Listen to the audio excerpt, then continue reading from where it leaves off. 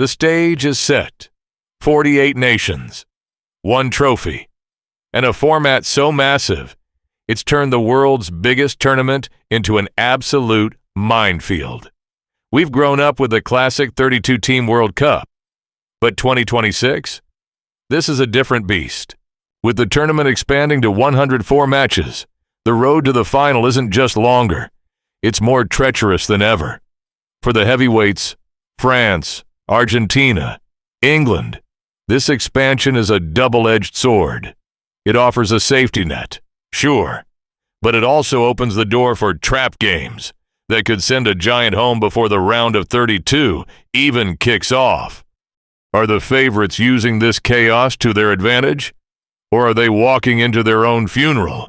Welcome to Beyond the Pitch. Today, we're breaking down the new 48-team reality and the teams that could shock the world. Before we dive into the contenders, let's talk about the math. 48 teams, 12 groups, and a new round of 32. Under the old system, only half the teams advanced. Now, 2/3 of the field moves on to the knockouts. The advantage? It's a massive win for inclusion. Nations that rarely see the global stage now have a genuine pathway. But the low point? Quality dilution. Here's a question for you. Do you think this expansion makes the tournament more exciting, or does it ruin the prestige of the group stages? Drop your thoughts in the comments. Argentina has the ultimate tournament mentality. Their advantage is their tactical versatility. They aren't just Messi-dependent anymore. With 17 players returning from the 2022 winning squad, they possess unrivaled psychological stability and institutional knowledge of how to navigate knockout round pressure. The downside? Their defensive depth is aging. If they lose a key center back, their entire structure could wobble. France remains a favorite because of their terrifying depth and positional flexibility. Their advantage? They can rotate their entire front line and not lose a step.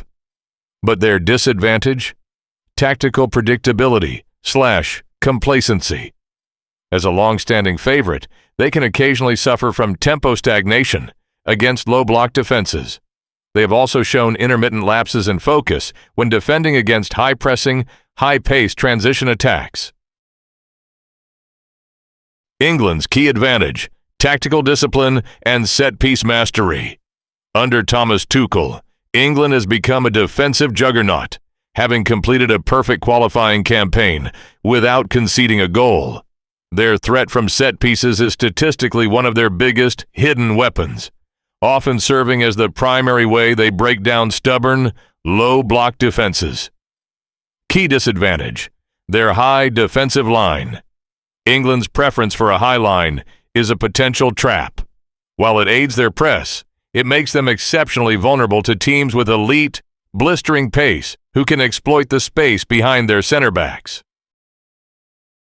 Spain's key advantage: verticality and pressing.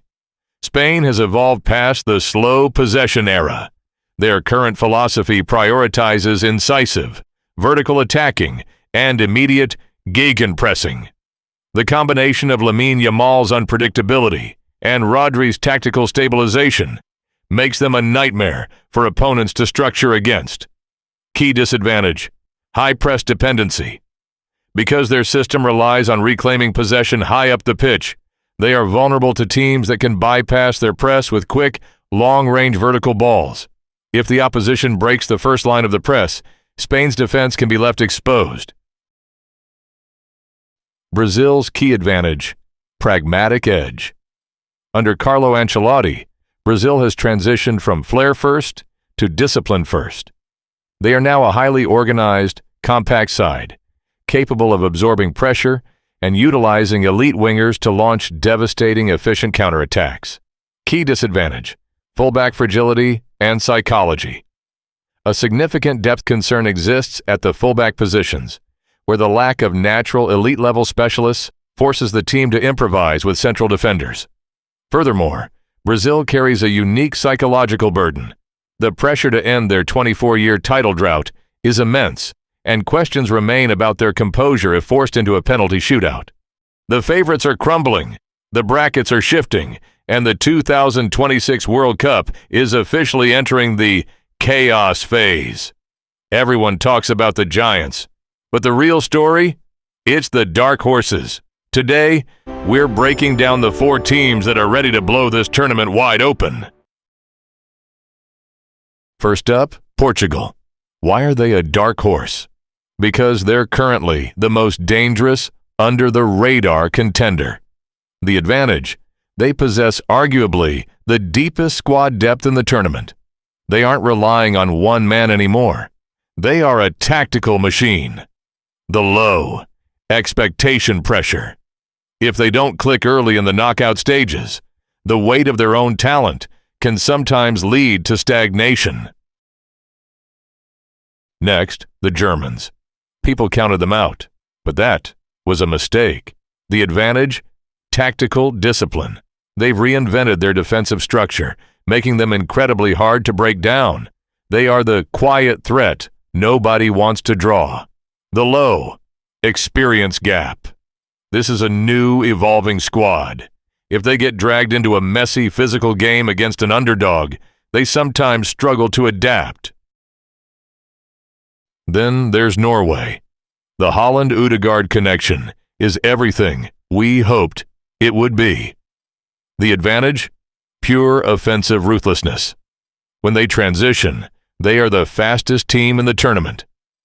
The low, inexperience at this level.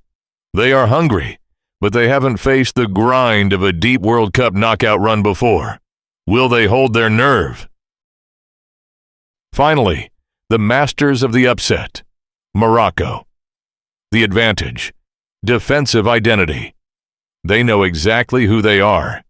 They make elite teams uncomfortable by suffocating space and playing for the counter. The low, limited offensive variety. If they concede early, their lack of a plan B can make coming back from behind very difficult. The 2026 World Cup is a chess match played on a battlefield. It's no longer just about who has the best 11 players. It's about who has the best depth, the best travel logistics, and the best nerves. The Giants have the tools to win, but the minefield is real. If you're as excited for the rest of this tournament as I am, make sure to hit that subscribe button for more sports stories and documentaries we love. Ask your questions and suggestions for our videos in comments.